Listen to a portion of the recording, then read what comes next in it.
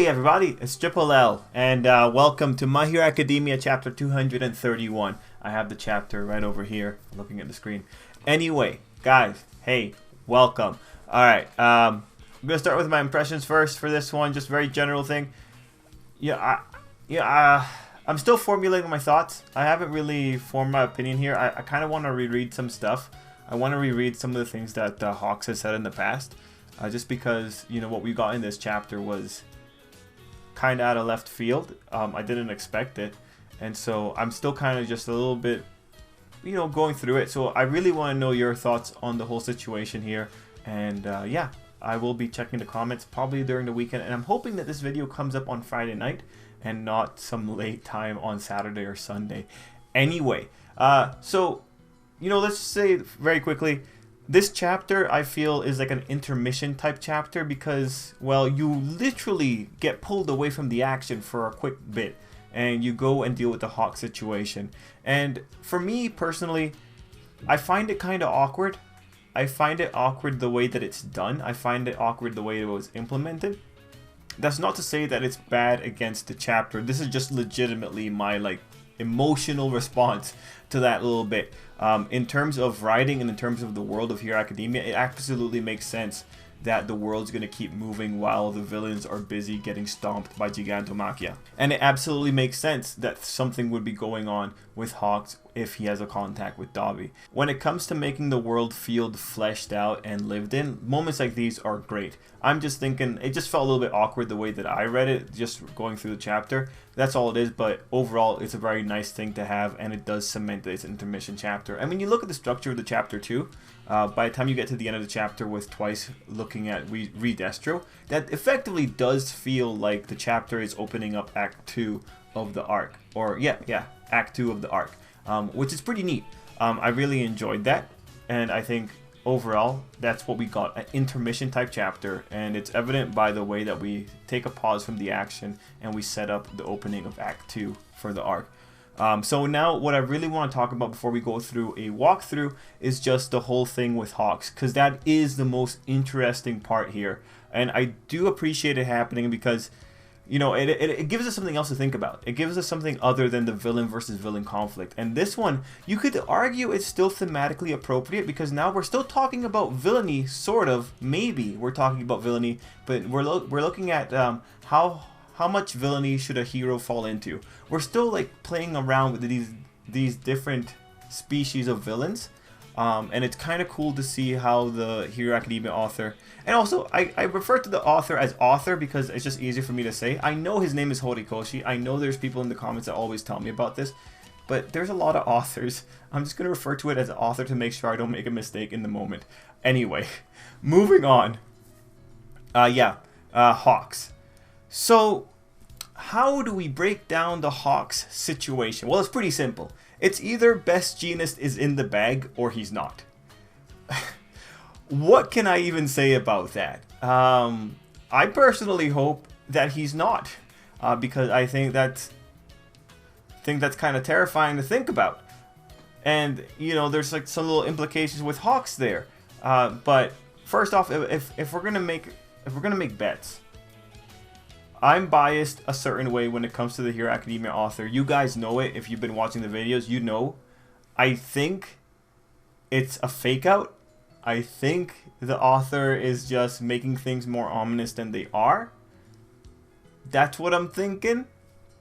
I don't know if it's true, because really all it takes is a turning point. All it takes is the author saying, okay guys, this is it. This is the fall of heroes. This is where it starts. You know, that's all it takes from the author.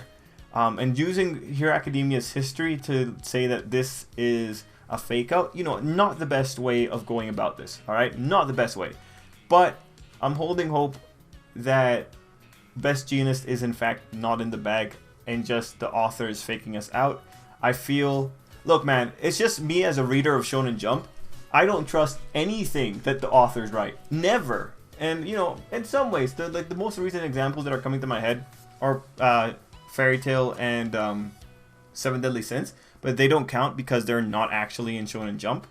So, you know, I'm aware of the flaws in my argument, but like, this is what authors do. They always want to drum up suspense, and they always want to catch you. They want to catch you off guard. They want to show you like, oh my god, look, there's blood everywhere. What could have happened? Oh my god. And then you turn and find out, oh wait, it's nothing. Like the Shokugeki no Soma author, he's done this a few times. Like, you know, to as much as he can with whatchamacallit, cooking manga. But yeah, look, man, I don't trust any author when it comes to things going on in their story. It's just, you guys could let me know any other examples of times that Shonen Jump authors have faked you out. I'm pretty sure it happens pretty often. I feel like Bleach did it a few times. I feel like Naruto did it a few times. I'm pretty sure One Piece... No, One Piece has totally done it a few times. They just want to make things look cool. Anyway, point is, I don't trust the author. That said, there is the possibility that Hawks did actually best Jeanist. And not gonna lie, it's pretty cruel. It was pretty cruel. And in that path line, the things that we can talk about if he actually did off him is that, well, how do you interpret this character now? Because, look, man, I feel like this is going down a utilitarian rabbit hole. You know, saying like one life outweighs the many, or this one life is a sacrifice to like achieve all of this. And look, man, utilitarianism is not an ethicist's best friend. Like, utilitarianism is one of the first things that gets just, it's not even brought into consideration when you're going into an ethics class in a philosophy course, right? It's just not going to be a thing. People aren't going to take you seriously if you're bringing up utilitarianism. Utilitarianism is a school of thought specifically for making choices when you have two bad choices. It's a school of thought for picking up the lesser evil. Like, once you're using utility to justify an option, it's because you're in a pretty nasty situation. I don't think Hawks is in a nasty situation. So if Hawks actually did best Jeanist, I think this is the kind of stuff that you end up seeing as the beginning of a I became the mask type story. I became the monster I was hunting type character arc. That's what I'm seeing when I play with that thought. It's also like, if we go down that route, this is pretty much setting up Hawks for what have I done, you know, that kind of moment. Especially when you have Hawks linked to Tokoyami. Like, nah, man, you can't, like, Tokoyami might be positioned as the person that tells Hawks, like, oh my god, you really screwed this up, you know. That's where Tokoyami might end up going if we take Hawks as being the actual. So, and actually, just to like clarify, Tokoyami has had that setup. If Tokoyami is meant to be the morality anchor for Hawks, it's already been set up because Tokoyami has consistently called Hawks a great person. Tokoyami reveres Hawk from the way that we see him talking about him. So, like, he's already set up as a character to be that kind of device if the author needs to use him for that. So, you know, with Hawks, he's a guy that wants heroes to be free. If he actually took out Best Jeanist, I think it's a horrible decision on his part. Like, and I say that, and I think about, well, the villains have murdered a lot of people. Like, the villains are a problem. But I don't think going all the way and destroying a hero for the villains, I think that's a little bit too far.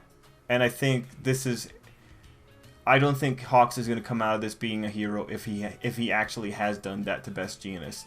And I know people can argue, but like it'll help the greater good. It'll help Hawks actually get into the villains. It'll help him infiltrate. And it's like, no, man. If he killed the man, what Hawks exchanged wasn't a sure shot at getting into the villains. He exchanged a man's life for a chance to get into the villains and for a chance for everything to work really well. No, that's not a good exchange there. You don't do things for a chance. Mind you, the author is the god of the world. He can manipulate the story any way he wants. But I'm interested if Hawks actually did it, because we can talk about the morality in the situation. But I feel it's a fake out. That's what I would think. Like, I can even imagine Hawks bringing Best Jeanist in on it and then just telling him what he needs and then they coming up with it. The only thing is, like, we see that Hawks has that blade in his hand and it's like, well, shit. But there wasn't any destruction. I feel like Best Jeanist... Look, Best Jeanist is the kind of guy that was able to save everyone at a moment's notice when Thingamajig took out a lung. Alright? Most likely, Best Jeanist could make a little bit of a kerfuffle if they actually got into a fight. Okay, so we talked quite a bit. How much time have we been on this? Oh, that's 10 minutes, guys. Well, it's an interesting topic, so I think it's worthwhile to talk about it, and this is where all the fun is. So let's get into the chapter proper. Let's talk about it. First page, we open up Gigantomachia. The biggest thing that I take into consideration here is that Gigantomachia most likely has a quirk that has made his smelling godlike. Like, we're talking Akira level from Shokugeki no Soma. The man can smell Shigaraki like a bloodhound. So that must be one of the quirks he has. It must be some kind of smell quirk. Next page. The next pages are the Hawks page. I think overall, I felt it was awkward, but there were good things that were going on in here. One of the things that I really liked is how the author had the billboard of Best Jeanist being missing and then having Hawks go into the flashback. And I also liked seeing him and Dobby have that conversation. I also liked having Hawks' inner monologue. That inner monologue does make him feel a little bit more sinister, and it does make that whole situation with Best Jeanist even more scary. So in terms of the events that happened within the awkward moment, they were really good for me. I think they were very nicely done. I think it built the suspense. I think it made this situation much more dubious. So overall, that was really nicely done. My only thing that I felt awkward was just the timing of it. I felt like maybe we could have done this at another time. It felt weird, right? It might also be because I wasn't expecting this, and that might have caught me off guard.